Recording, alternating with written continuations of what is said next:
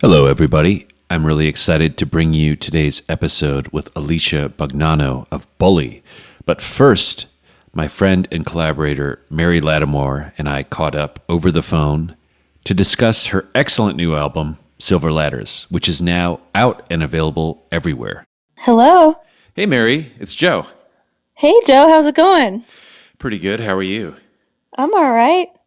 It's a big week for you. Tell the people Yeah. why. My record is coming out on Friday. Your new record entitled Silver Ladders, which will be released by Ghostly International Records, correct? Yes. I remember when you were talking about making this record, and it seems like it was a decade ago, but it was probably just a matter of months or sometime last Yeah, year, right? totally.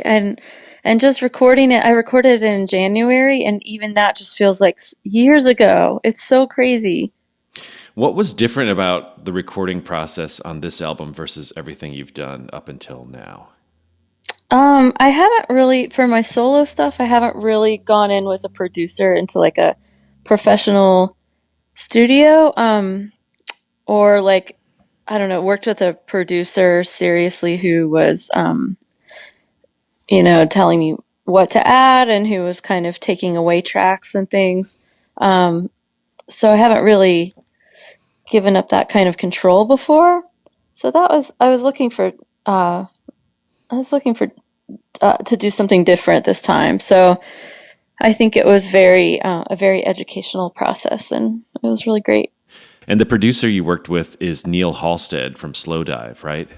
Yes, exactly. I'm a really big Slowdive fan and fan of all of Neil's music, and think he has a great ear. So I just sort of got the thought in my head that maybe it would be cool to work with him on this record, and I asked him, and he was open to it. He hadn't really produced anything before, or if he had, it wasn't um, anything I had heard. Really, I didn't. Um, I don't know. He hadn't really worked with a harp before, so that was really cool.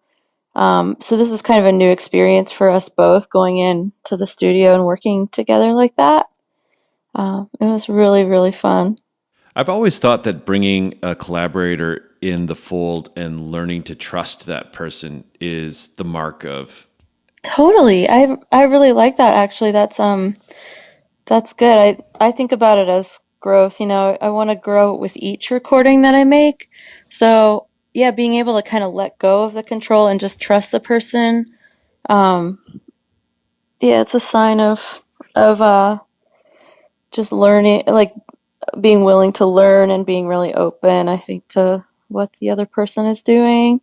And I had done that with collaborations, but as far as my solo records, for the past couple records, I have generally just worked on my own in GarageBand, like in a sort of isolated place. So this felt like, okay, I'm expanding my mind a little bit and not getting bummed out if he's taking away different layers that I spent time on making or something like that.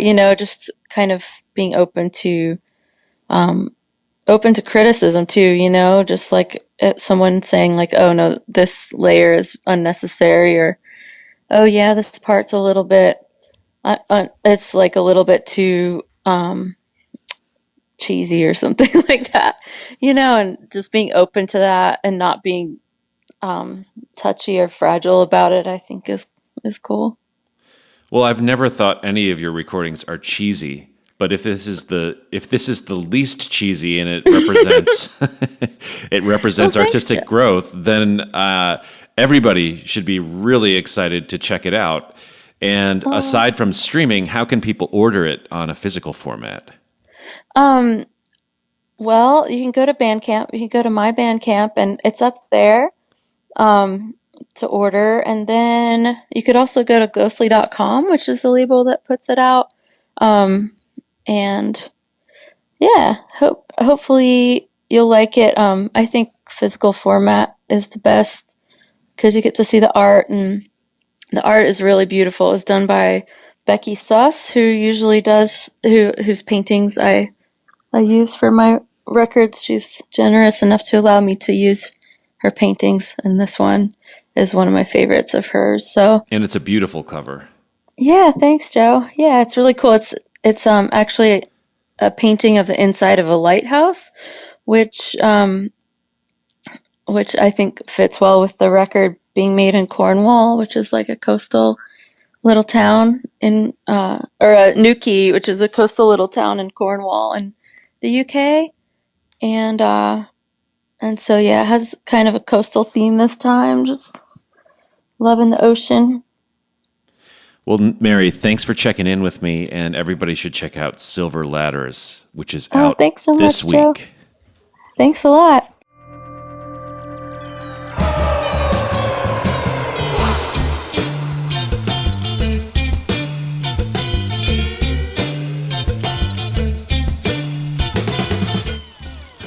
This is Joe Wong. Welcome to the Trap Set.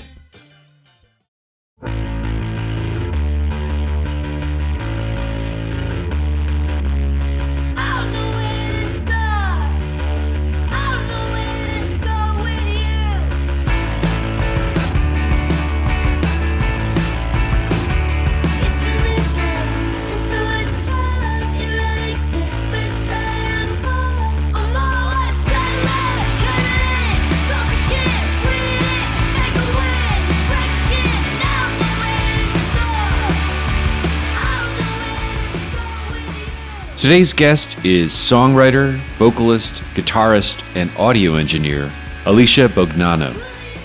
Under the moniker Bully, Alicia has released 3 full-length albums, including Sugar Egg, which came out earlier this year. Alicia spoke to me from her home in Nashville back in August.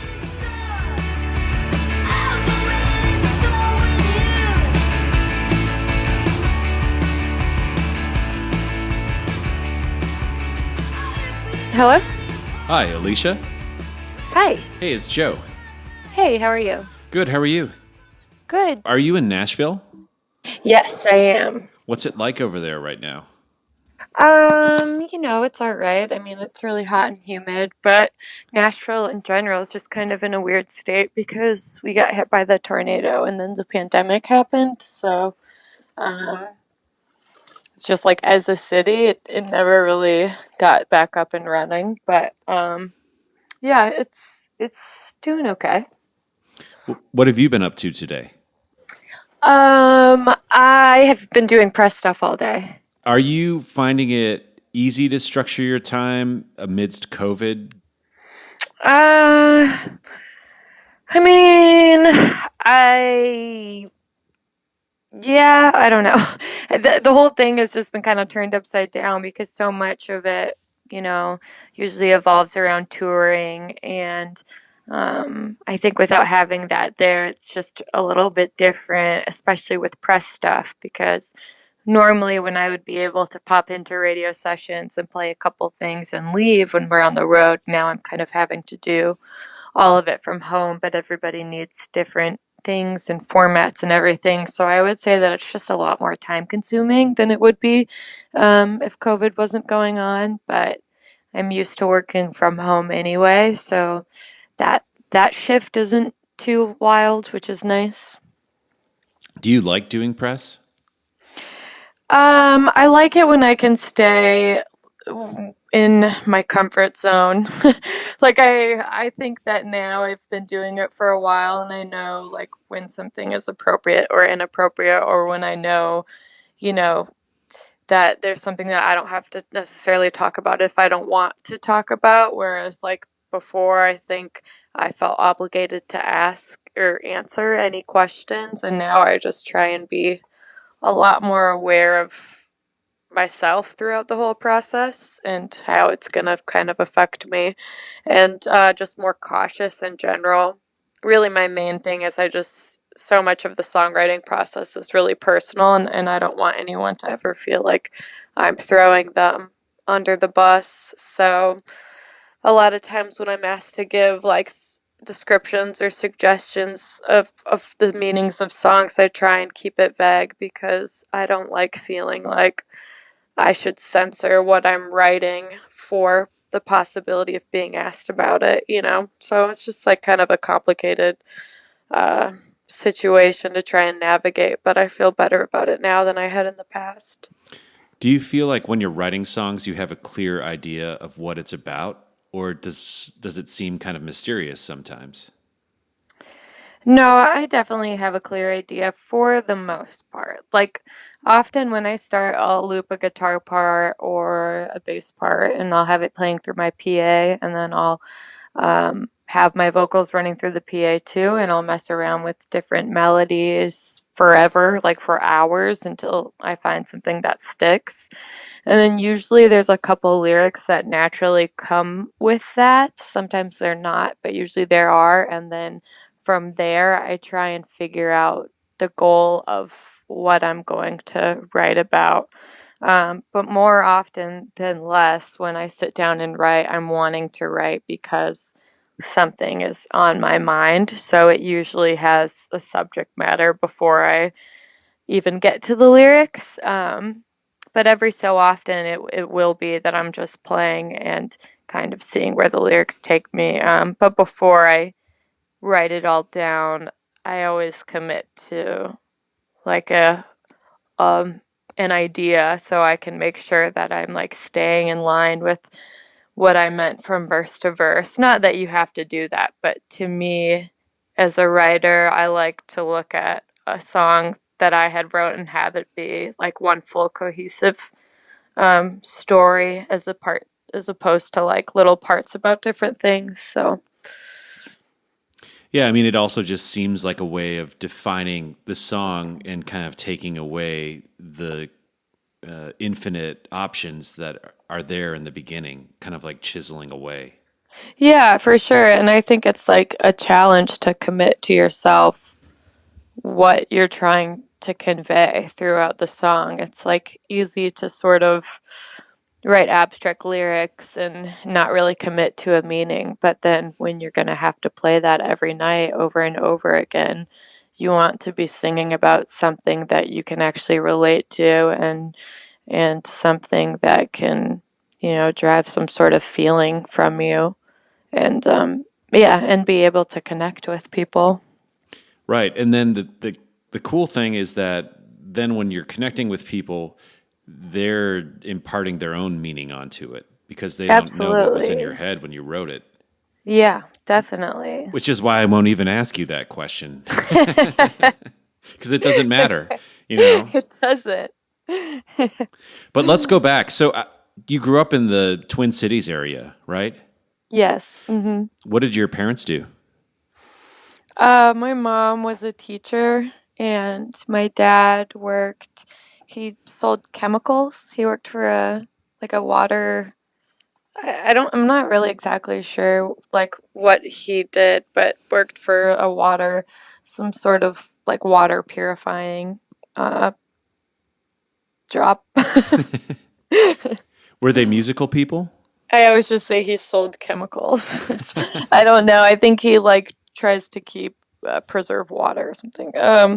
No, not at all. Not at all. Was there music on in the house when you were growing up? Mm, not really. I mean, from time to time they would be like playing from the speakers and stuff. Well, I would say yeah. I mean, there like the radio was on and stuff, and my dad liked Bruce Springsteen and the Cardigans and stuff. And so that would be on, but I don't think like any more than usual. What kind of music did you listen to as a child? I just listened to whatever I had access to. There was like quite a few alternative radio stations when I was like a kid that my parents would have on. And by that, I mean like Atlantis Morissette, Jewel, Sarah McLachlan, that sort of alternative radio. And so that sort of stuff. When being a fan of, I got the CD when I was like 7 and I broke my arm and I got to pick out a CD and that was like the first one. Oh, The hey, I'm sorry, you're cutting out. I'm just going to make a pause here. Are you on Wi Fi by chance? Can you hear me now? Yeah, now I can. I think it was a speaker, because there I'm next to a Bluetooth speaker, so I just turned it off. I think it reconnected. Oh, okay, great. So can you just take it back up from when you broke your arm and you got to buy a CD? Oh yeah, so I got to pick out a CD and I picked out Matchbox 20. I think it's labeled like Yourself or Someone Like You. One of their first ones that had all their stuff. 3 a.m. on it, the one that had 3 a.m. So if you hear that um, song now, how do you feel? I'm like, this still rips. I'm like, all right, I don't hate it. Did you have the Holds up. Santana album that Rob Thomas sang on? No, mm-mm. I wasn't like, it was just that record in general. I didn't really follow up with, I didn't follow them throughout their career after that record. Did you play an instrument in school, or did you have piano lessons or anything like that? I didn't play an instrument in school. I had a brief period of piano lessons when I was younger, though. Did you connect with the piano at that point? Like, did it feel like related to the music you were listening to? Like you could participate at that point?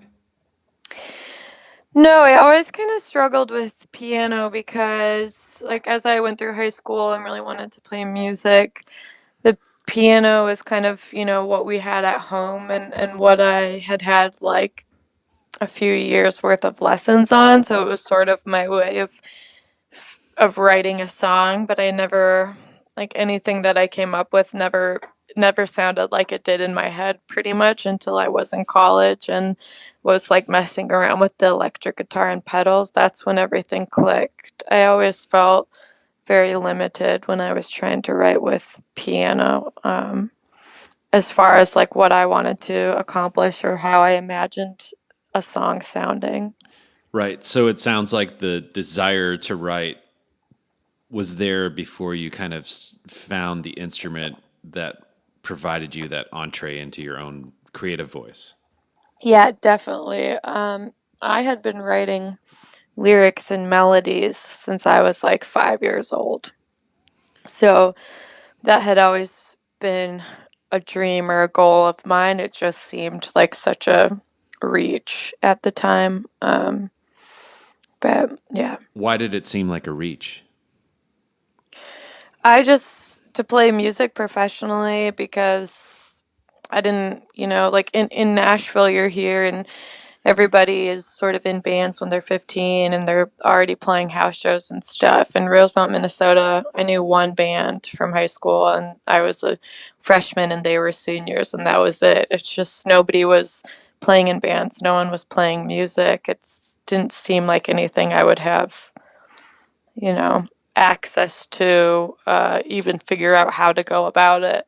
Um, and so, yeah, it seemed like obviously it was all I wanted to do, but I had no idea really how to get there, nor had known anybody that had gotten there to kind of go off of. So before you saw a path to getting there, did you have other goals or other ambitions?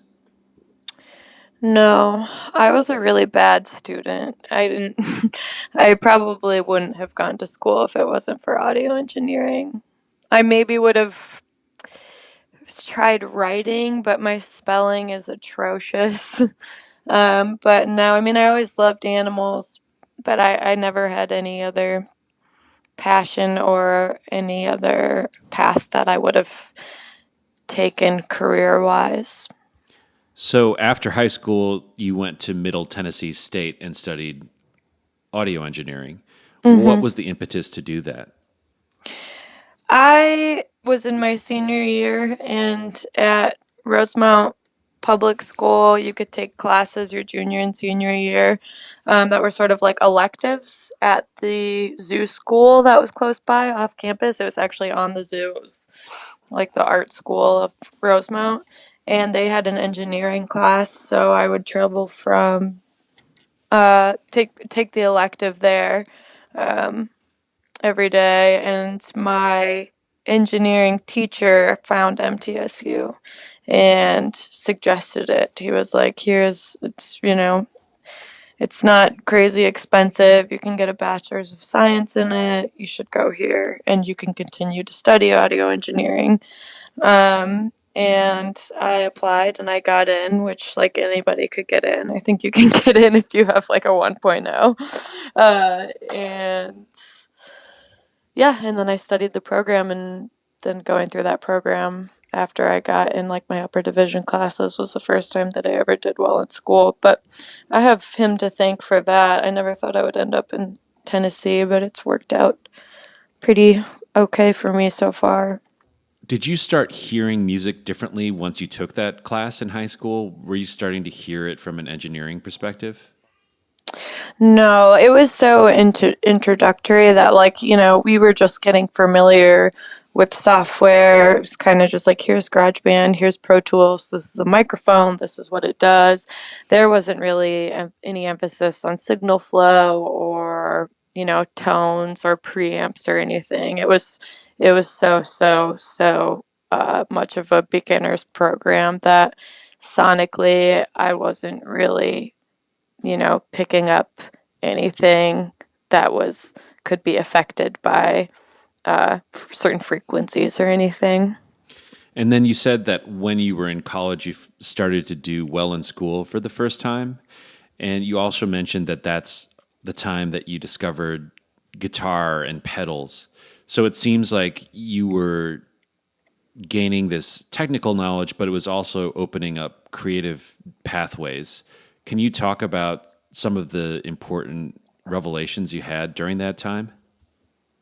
Yeah, I mean, I think, and I'll correct myself, I didn't do well until I got into my engineering classes. So I still had to do like the basic curriculum, math and science and all of that, and I still struggled through that uh, in a pretty big way. But yeah, that what came about when I was like 19 maybe.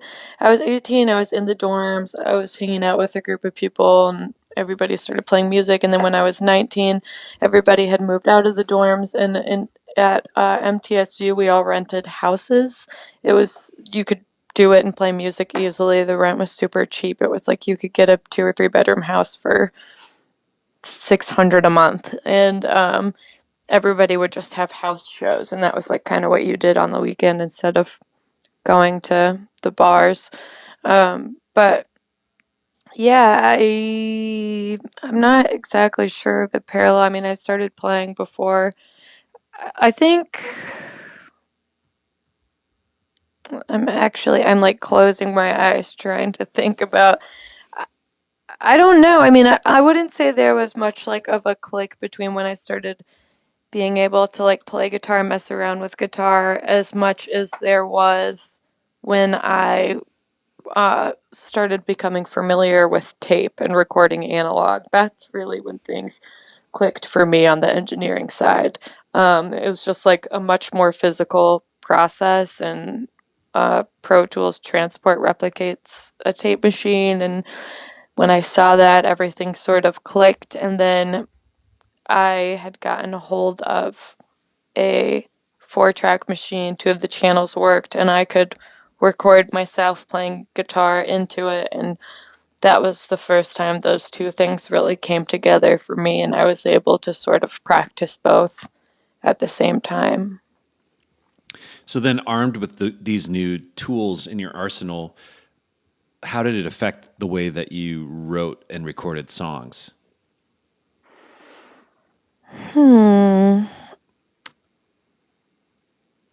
As I went on, the effects, like I would say pedals had a big effect on it, because as I got more familiar with gear and little recording tricks, like, when I did Feels Like, it was like my go-to thing that I did that was popular at electrical too, was I would have, when I was tracking drums, would have all of the mics, top and bottom, everything overheads, but then also would have two room mics on the floor, on either end, pulled way back in the drum kit, back from the drum kit, and then have those and delay those like I don't remember how much, 18 or 33 milliseconds, and sort of like create an ambience to the song that I wanted, that I knew that I was looking for.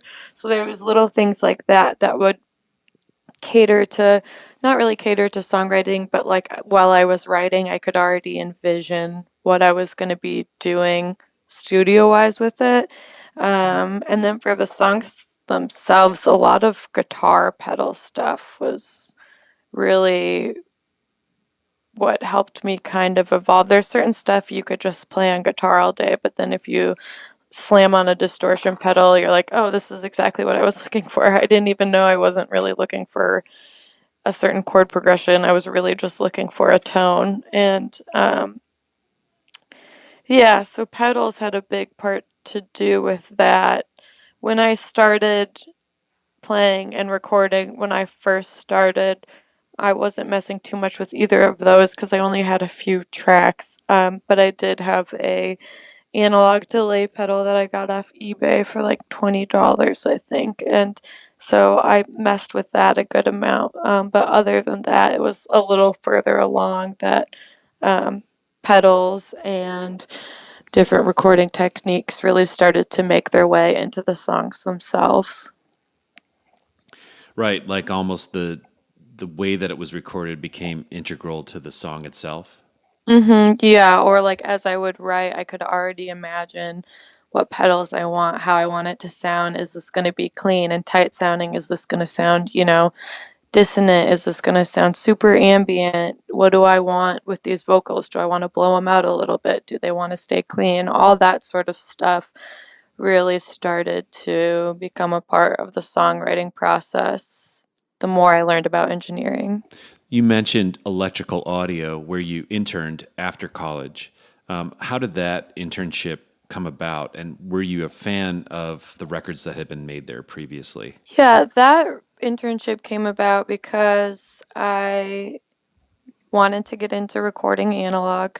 And there was a class that was for master students getting their masters at MTSU. It was like a 2 week tape machine program, but I don't remember why they let me in because I was an undergrad. But anyway, they let me do it. And while I was taking that class, I just really fell in love with it and sort of decided that's what I wanted to do, which led me to reaching out to Electrical Audio for an internship because they're known for their tape machines and their analog recording gear and their knowledge of all things analog, pretty much. And so I reached out to John Sampalo and was just really persistent in trying to get there and talk to him, and he locked in an internship with me. I went there for a summer, and then I came back and I still had a little bit of college to finish. But my primary reason for going there was because of the tape machines and the gear, and then I kind of learned more about what had been done there after the fact. I mean, I was a huge Breeders fan, I was a huge Pixies fan, and so I knew that Surfer Rosa. Well, I don't even know if it had. I think it was tracked there. I'm not sure if it was even tracked there, but I know that Steve did it. So that was really exciting to me. But I didn't know uh, even close to the extent of what had been made there, and a lot of that I learned while I was there. Yeah. Your new album, Sugar Egg, is coming out later this month. Was there any discussion of delaying the release given the current state of the world? Oh, for sure. Yeah, we delayed it a bunch. We had it set out a single to come out like the very first 2 weeks into coronavirus when everyone was first going into lockdown, pushed it back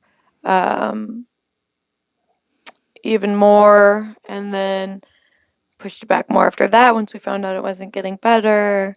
And then there was a George Floyd shooting. We pushed it back even more.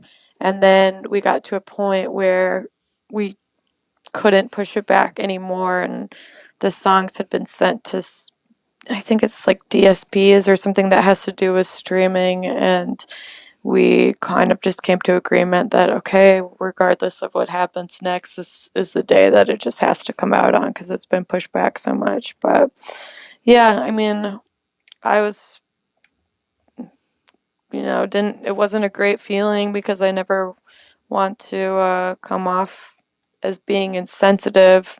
There just wasn't really much we could do anymore, and we had to put it out. And as far as, coronavirus goes, there's just no telling when we're going to have a vaccine for it, and to wait on, word for when touring might happen again is just, we can't do because we just don't know.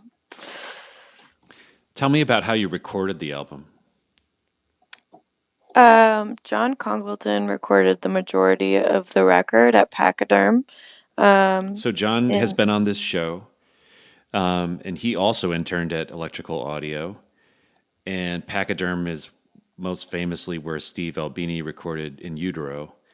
mhm. So, so was it your suggestion to record at Pachyderm? I didn't know he interned there. I knew he was friends with everybody there. I didn't know he interned there. That's so funny. Yeah, he did. What the heck? Why didn't he tell me? Maybe he did tell me. I knew that he knew everyone there, and that's kind of actually why I went with him, was just because I felt pretty comfortable after talking to him, knowing that he knew a little bit about where I had tracked the last two records and where I was coming from. But either him or Ryan suggested Pachyderm. I think it may have been Ryan, my manager, but one of the two, and he brought up the drum sounds in Pachyderm that he wanted, and I loved the idea of going back to Minnesota to record a record just because I never thought I would be returning back there for really anything, but definitely not to record a record. And so, yeah, I was totally on board, and the studio was amazing. It was a really great experience, and John was obviously, as everyone knows, like a genius and really awesome to work with. So if I was going to hand those reins over to anybody, I'm glad that I did to him. Right. And by reins, you mean the production reins and engineering reins. And so, Yeah. as somebody who could do it yourself, what was the reasoning behind delegating that to somebody else? I wanted to just fully be able to focus on the music and the creative side of things. And I feel like prior to that, um, the music and the engineering was being compromised a little bit so that I could do both. I had more musical stuff to do as far as like parts goes on Sugar Egg than I had before, and I was just ready to ask for help. I want to, be engineering because I enjoy it and for fun, and I don't want to feel like I'm making myself do it to have something to prove. And I feel like it was just time where I experimented in seeing what it was like to be able to fully just be in the studio, focus on the songs, where they're going, how they're sounding, what needs to happen, and, that, and if there's any other sort of creative aspects that I could hone in on. And I wanted to give that a try, and I'm really glad that I did. I mean, I can't imagine having done both. And I also felt like, I didn't really want to venture out as much if I was going to engineer as far as different studios go, because I was familiar with electrical audio, and the last thing I want to do is like learn a different studio and engineer my own record there. It seemed like a lot, and I was ready for a change. Was it challenging to give up that control? It was going into it. I thought I was going to be really dramatic and devastated about it. But once I got to the studio, I didn't even think twice about it. I was just like, this is great. I don't have to focus on any of this. Obviously, it sounds great. Like, I hired John because he's really good at what he does and he's a professional. And there's no reason for me to micromanage anything. It just, it would, it would take away from me reaching out and hiring someone to do that. So yeah, I mean, I no, I enjoyed it the whole time. I wasn't bummed about anything. Did you learn anything from working with John that you're going to try when you engineer your next project yourself? I have like uh compression ratio sheet that I saw him set something at from like a plugin when I got the files over that I wrote down. But other than that, I really didn't dig into any of the engineering stuff while we were recording. I was like 100% head in the game playing wise. So, um, yeah, I didn't really take any notes on any of that stuff. I think in general, like aside from just him doing a really good job engineering it, it was my first time. He brought in Zach, who played bass on the majority of the record, and I had never imagined being in a position where I was gonna meet with someone 2 days before tracking and sit down and like work out their parts and then track. That's like kind of my worst nightmare because usually I'm so prepared when I go in because I have to engineer it too, so I just don't have time to figure things out. And I did that. I met up with Zach, who John suggested and brought in, and worked with him in that way, and it was one of the best decisions that I had ever made. It was just he was a joy to work with, and it really kind of highlighted a lot of stuff that I think I had spent a lot of time stressing out about in the past that I maybe just don't need to in the future. So, um, not only like audio stuff he brought to the table, but also kind of introducing that situation into the experience really opened my eyes into seeing, it's just like it was good to know that that could happen. It was nice to know that somebody could come in 2 days before and do a great job and get along. I could get along with well, and that it could be a great environment. It was just really cool, something that I had not expected. What do you hope happens with Sugar Egg once it's released out into the world? This crazy world that we're living in right now. I hope that we sell a bunch of tickets and can tour. I mean, I think the goal is to always just be selling more tickets than the last so that you can kind of see that you're growing and your music is reaching more people. But for me, I just being able to play music for a living is something I'm so happy about. And so every record doing well just means that's another year I can do what I love. So I just however well it has to do for me to be able to continue to do this is good with me. Do you have plans for what you want to do with your time from the end of this month when the album's released to the end of the year when you would normally be touring? Yeah, I definitely just want to get back to writing, and I have a bunch of stuff I was working on before. Figure out what I'm going to release next, and then maybe do some other projects like some movie stuff. If I could do some writing stuff for other movies, that would be awesome. But some form of writing is what I'll be doing. Have you written for movies before? I did the track for the band that was acting in Her Smell, um, with Elizabeth Moss was the main character, and that was like my first time writing for film, and I really, really loved it. So I'm kind of trying to see different ways that I could do more of that. It was just nice to write for something other than bully and to try and put myself in someone else's shoes and write from their perspective was really great. I enjoyed it. So I'm going to look more into that, but always writing more bully stuff. You mentioned earlier that prior to recording at Pachyderm, you'd never thought of returning to Minnesota. Why not? I don't have any family there anymore except for some relatives. And so, yeah, I mean, other than playing there, I love playing there. I love playing at First Ave, but I just don't really have many reasons to go back. Do you still have friends that come out when you play at First Ave? No, not really. What do you think about most throughout the day? um, I think about that's such an interesting thing. I think about the interviews I have and whether or not I need to be like recording them or anything live. But mainly I think about what's going to happen with the record and kind of what's going to happen after it's out, being, in COVID times without being able to tour it. It's just crazy to think that you work on something for the past 3.5 years and put everything into it, and then the thought of it being released and kind of just a flash in the pan.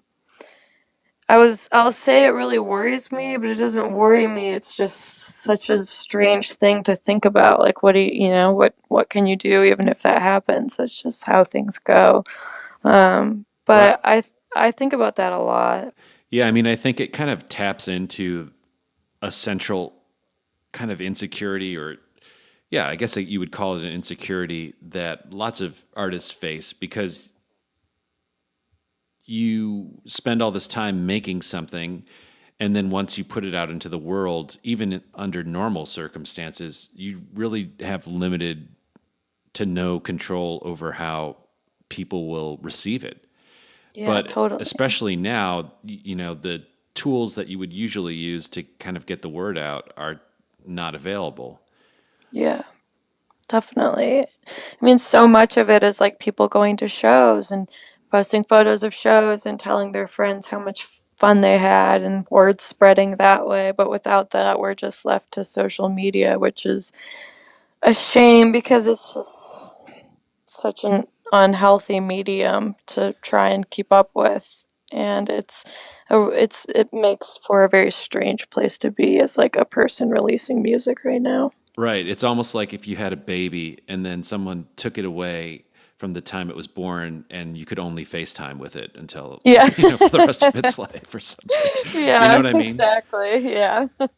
Well, I'm thinking about that a lot too, because I'm putting out a record next month, and it's my first solo record, and it's just weird. We had tours planned, and I'm just trying to think if there's any other kind of creative ways to get the word out. But Yeah. yeah, and then Did you prolong it at all or yeah, it was push it originally back? coming out in May, and we Okay. had a tour booked in May, and then it got pushed to September, and we had a tour booked for October. Now we're booking a tour for maybe next fall, so I'm Yeah. just thinking maybe I'll have 2 records by then. Yeah. But yeah, I mean, it's sad to think that you should just write it off, but Yeah. I guess the nice thing is, people can hear it, and maybe what will happen is, an audience will grow for Sugar Egg, and then when you can play the songs live, people will be more hungry for them than ever. Yeah. Because when you Yeah. tour right after a record comes out, people aren't necessarily familiar with the new material. Yeah, it's true. Yeah, if you do it too closely, for sure. For sure. But I don't know. We'll just have to cross our fingers and see how it goes. Alicia, thanks so much for being on the show. Yeah, thank you for having me.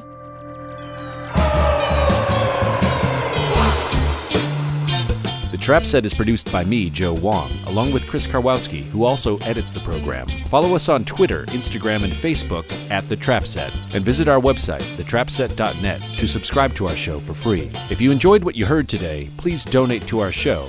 If you can't afford to donate, please tell a friend and give us a good rating on iTunes. Send your feedback and guest requests to thetrapset@gmail.com.